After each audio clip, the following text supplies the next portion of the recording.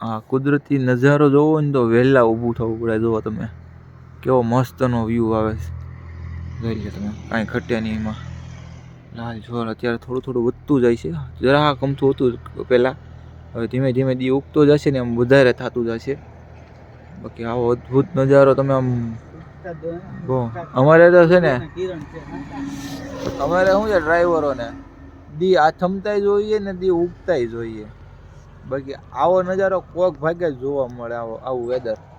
કેમ કે બહુ ઓછું જોવા મળે. કેમ કે ત્યાં શિયાળાનો ટાઈમ છે, જરાક આમ ઊંઝવીતું પડે ને એટલે આમ જોરદાર નજારો થાય.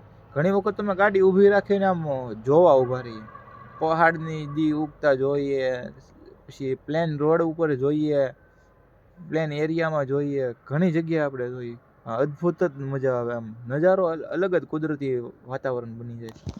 આ જુઓ તમે, બાકી કાંઈ ઘટે નહીં. તમે સવારમાં આવું વેધર મળી ગયું ને જોવા, દી આમ મસ્ત બની જાય છે.